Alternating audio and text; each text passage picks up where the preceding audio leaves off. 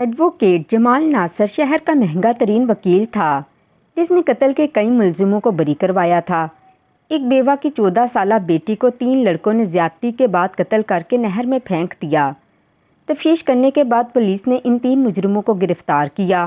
لڑکوں کے وارثوں نے جمال ناصر سے رابطہ کیا تو اس نے وارثوں کو تسلی دی کہ آپ کے بچوں کو کچھ نہیں ہوگا، جوانی میں بچوں سے اکثر ایسا ہو جاتا ہے، میں ان کو رہا کروا لوں گا۔ وکیل صاحب نے ان کے وارثوں سے 60 لاکھ روپے لے کر عدالت میں ان لڑکوں کو بے گناہ ثابت کیا اور بری کروایا۔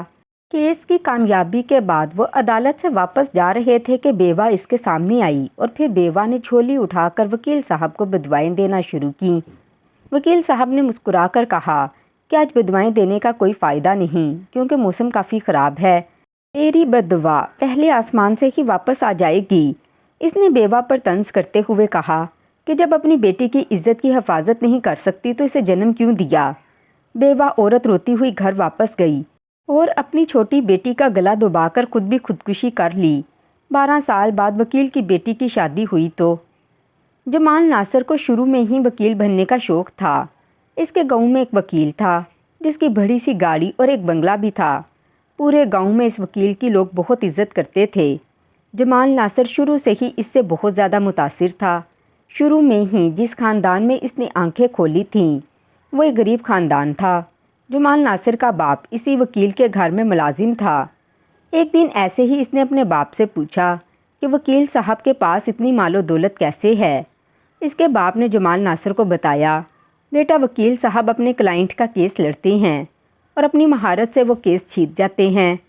جمال ناصر باپ سے کہنے لگا کہ میں بھی بڑا ہو کر وکیل بنوں گا۔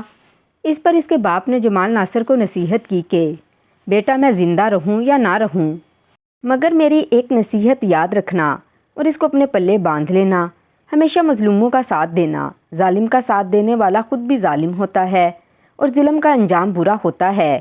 میں نے اس وکیل کے بارے میں سنا ہے کہ یہ ہر اس شخص کا ساتھ دیتا ہے جس کے پاس پیسہ ہو اور وہ حق پر ہو یا نہ ہو، اس بات کی یہ پرواہ نہیں کرتا۔ میں تم سے التجا کرتا ہوں کہ ایسا مت بننا۔ اس نے اپنے باپ سے وعدہ کیا کہ میں ہمیشہ مظلوموں کا ساتھ دوں گا۔ اس کے باپ نے جمال ناصر کو سمجھانے کے لیے گاؤں کے چودھری کی مثال دی۔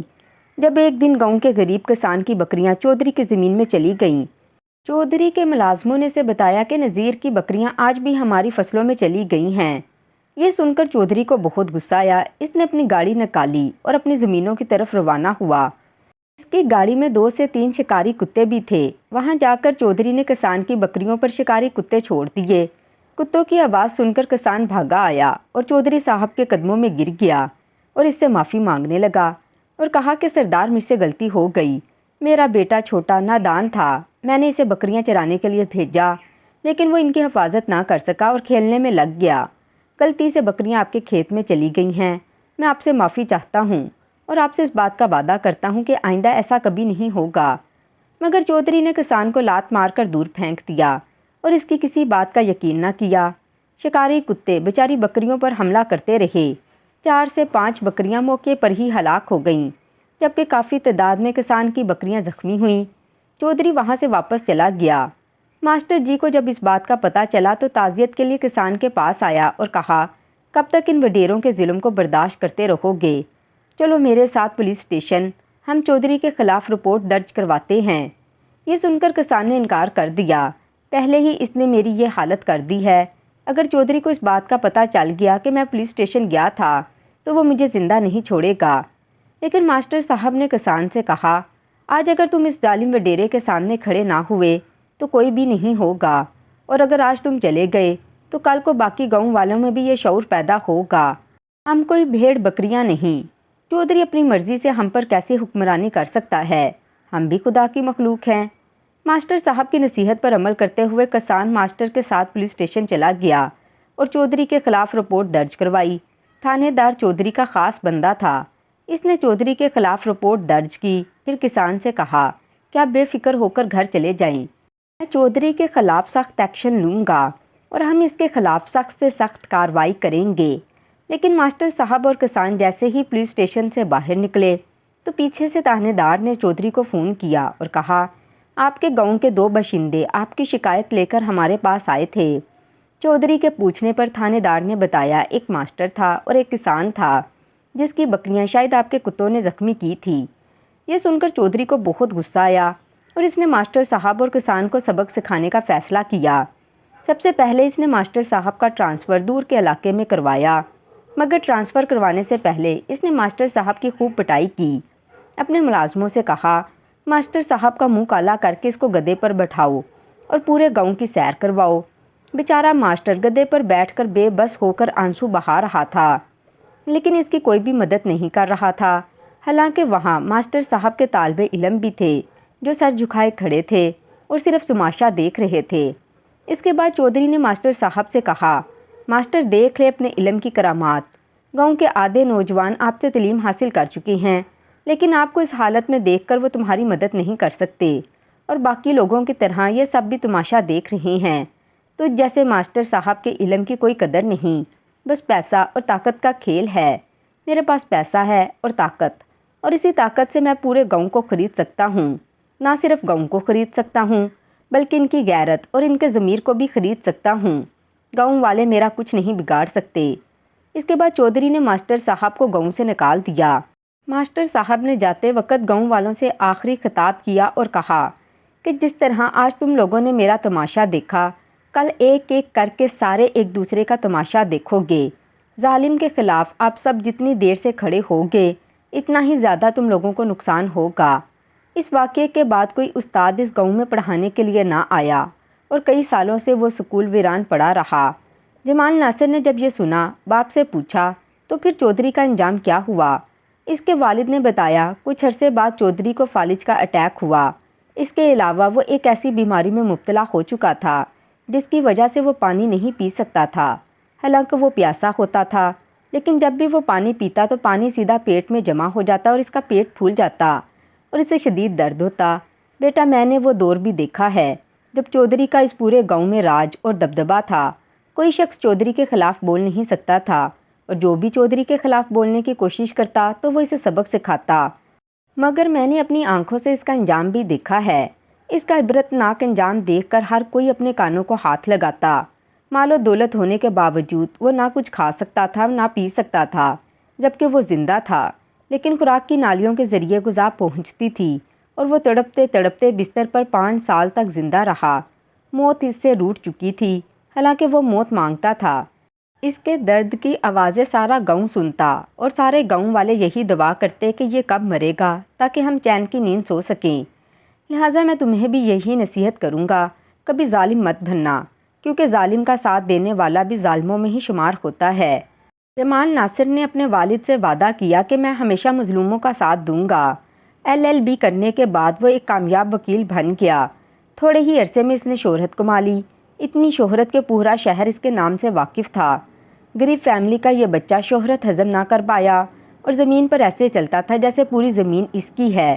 نہ صرف اکڑ کر چلتا بلکہ اس کے لہجے میں بھی تکبر اور غرور سب کو نظر آتا۔ وہ جانتا تھا کہ وہ ہر کیس جیت جاتا ہے۔ جب حد سے زیادہ شہرت ملی تب وہ اپنے باپ کی وہ نصیحت بھول چکا تھا جو اس کے باپ نے اسے مرنے سے پہلے کی تھی۔ باپ زندہ ہوتا تو شاید اپنے بیٹے کو وہ نصیحت کرتا، مگر چونکہ اس کا والد دنیا سے وفات پا چکا تھا لہٰذا وہ کھل کر پیسہ کمانے لگا۔ راول پنڈی کی عدالتوں میں لوگوں کی سب سے بڑی ترجیح ایڈوکیٹ جمال ناصر ہوا کرتا تھا۔ وہ اپنے کسٹمر سے لاکھوں کی فیس لیتا۔ وقت گزرنے کے ساتھ ساتھ اس کا ریٹ بھی بڑھ رہا تھا۔ اس کی فیس وہی لوگ افورڈ کر سکتے تھے جو زیادہ پیسہ کمانے والے تھے، جنہوں نے اپنا پیسہ ناحق طریقے سے کمایا تھا۔ وہ قتل کے ملزموں کو ہی نہیں بلکہ مجرموں کو بھی باعزت بری کروا لیا کرتا۔ جمال ناصر کے ہوتے ہوئے شہر کے مجرم سینہ تان کر دندناتے پھرتے۔ انہیں اب کسی قسم کا خوف نہیں تھا۔ وہ جانتے تھے کہ وہ آزاد ہو ہی جائیں گے، کیونکہ جمال ناصر کو پیسہ دے کر وہ کیس جیت جاتے۔ اور پھر ایک دن گاؤں کے بڑے بزرگ اس کے پاس آئے اور کہا، بیٹا وقت بدل جاتا ہے، حالات ہمیشہ ایک جیسے نہیں رہتے، تم خدا کا خوف کرو۔ تمہارا باپ ایک شریف نیک انسان تھا، مگر تم نے کئی مجرموں کا کیس لڑا اور انہیں بری بھی کروا دیا۔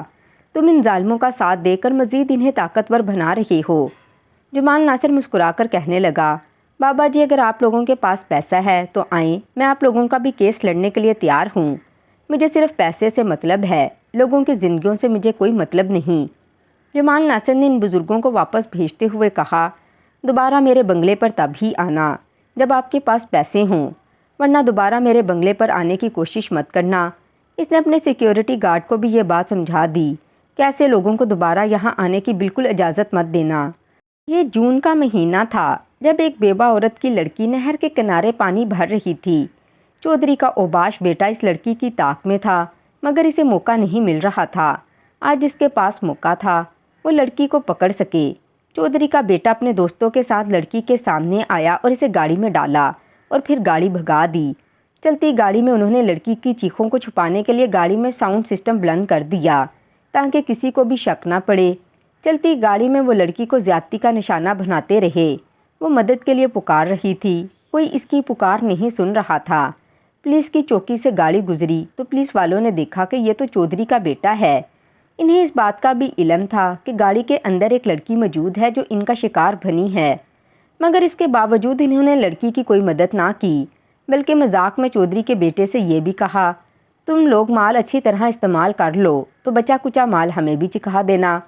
سب شراب کے نشے میں دھت تھے، ان کو لڑکی کی عزت کا کوئی خیال نہیں تھا۔ وہ لڑکی کو نوچتے رہے۔ اس کے بعد پولیس کی چوکی پر اسے پھینک کر چلے گئے۔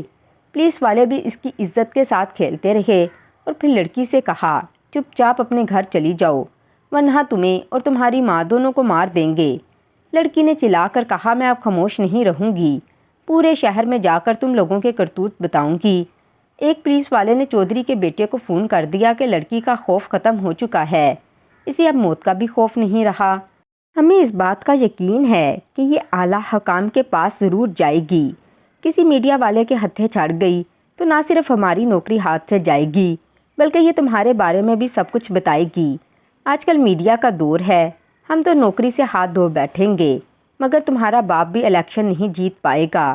اس کی سیاست بھی ہمیشہ کے لیے دفن ہو جائے گی، کیونکہ اس لڑکی کی وجہ سے تمہارے خاندان کی بدنامی ہوگی۔ اب آپ اگلا حکم دیں، اس لڑکی کے ساتھ کیا کیا جائے؟ چودھری کے بیٹے نے مسکرا کر کہا، اگر وہ بے خوف ہے تو پھر تم بھی بے خوف ہو جاؤ اور اسے مار ڈالو۔ چودھری کے کہنے پر پولیس والوں نے اس لڑکی کو مار کر نہر میں پھینک دیا۔ ایک کسان اپنے کھیتوں میں پانی لگا رہا تھا۔ پانی میں تیرتی ہوئی لڑکی کی لاش اسے نظر آئی تو وہ حیران رہ گیا۔ کسان نے لڑکی کو پہچان لیا کیونکہ اس کی ماں نے گاؤں کے تمام مسجدوں میں اعلانات کروائے تھے۔ وہ بیچاری غریب تھی، اخبار میں اپنی بیٹی کی گمشدگی کا اشتہار نہیں دے سکتی تھی، لہٰذا گاؤں کے تمام مساجد میں اعلانات کروائے۔ اس نے لڑکی کی لاش کو پانی سے باہر نکالا اور پھر اس کی ماں کو اطلاع دی۔ پورا گاؤں لڑکی کے اس قتل پر حیران تھا اور ساتھ ساتھ پریشان بھی، کیونکہ ان کے اپنے گھروں میں بھی جوان بیٹیاں تھیں۔ کچھ میڈیا کے لوگوں نے اس عورت کا ساتھ دیا۔ پھر تفتیش کرنے پر چودھری کے بیٹے اور ان کے 2 ساتھیوں کو جیل کی سزا ہوئی۔ زیادتی کے بعد لڑکی کو قتل کرنے کے جرم میں پولیس والوں کو بھی پکڑ لیا گیا۔ چودھری اپنے بیٹے کے لیے کافی پریشان ہوا اور اسے پتا تھا کہ اسے کہاں جانا ہے، تو اس نے اپنی گاڑی دھڑائی اور سیدھا جمال ناصر کے بنگلے پر جا پہنچا۔ چودھری کہنے لگا، بچے سے غلطی ہوئی ہے، جوانی میں اکثر ایسا ہو جاتا ہے، اب جیسے ہی وہ جیل سے آزاد ہوگا تو میں فوراً اس کی شادی کر دوں گا تاکہ دوبارہ ایسی غلطی نہ کرے۔ یہ سن کر جمال ناصر ہنسنے لگا اور کہنے لگا، چودھری صاحب فکر مند ہونے کی ضرورت نہیں، 60 لاکھ میں آپ لوگوں کا کام ہو جائے گا۔ جمال ناصر نے اس چودھری کے بیٹے کا کیس لڑا اور اپنی چالاکی سے وہ کیس جیتنے میں کامیاب ہو گیا۔ قتل کا جھوٹا الزام اسی کسان پر لگا دیا گیا جو اکثر اس نہر سے اپنی زمینوں پر پانی لگاتا تھا۔ بیٹے کی رہائی پر چودھری نے جمال ناصر کو گلے لگایا اور اسے اپنے گھر میں دعوت دی کہ بیٹے کی رہائی کی خوشی میں آج ایک جشن کا اہتمام ہوگا، آپ کو بھی خصوصی دعوت دی جاتی ہے۔ جمال ناصر خوشگوار موڈ میں عدالت کے دائرے سے باہر آ رہا تھا کہ وہ بیوہ عورت جمال ناصر کے سامنے آئی اور کہا، خدا کا خوف کرو، میری مظلوم بیٹی کے قاتل پکڑے جا چکے تھے، بجائے ان کو پھانسی کے پھندے پر لٹکانے کے تو نے ان کو رہا کروا دیا، یاد رکھنا تمہارا انجام بھی بہت برا ہوگا۔ جمال ناصر نے اسے کہا، بڑھیا اپنے راستے پر چلی جا، میرا راستہ مت روک۔ بیوہ جھولی اٹھا کر اسے بدوائیں دینے لگی، کہنے لگی، خدا کا قہر تم پر نازل ہو، تم نے مجھے برباد کیا۔ جمال ناصر نے اس بیوہ عورت کا مذاق اڑایا اور کہا، مجھے بدوا دینے کی ضرورت نہیں، اور تمہاری بدوا پہلے آسمان سے ہی واپس آ جائے گی، کیونکہ آج موسم خراب ہے اور آسمان بھی صاف نہیں۔ بیوہ عورت روتی ہوئی واپس جانے لگی تو جمال ناصر نے جاتے جاتے ایک اور اس پر طنز کیا اور کہا، اگر بیٹی کی عزت کی حفاظت نہیں کر سکتی تھی تو اسے جنم کیوں دیا؟ یہ وہ بات تھی جس نے اس کا کلیجہ جلا ڈالا اور وہ روتی ہوئی اپنے گھر چلی گئی۔ اس نے اپنی چھوٹی بیٹی کا گلا دبا دیا اور اس کے بعد خود بھی خودکشی کر لی۔ جمال ناصر بے خوفی سے ناحق لوگوں کو جیل سے آزاد کرواتا رہا۔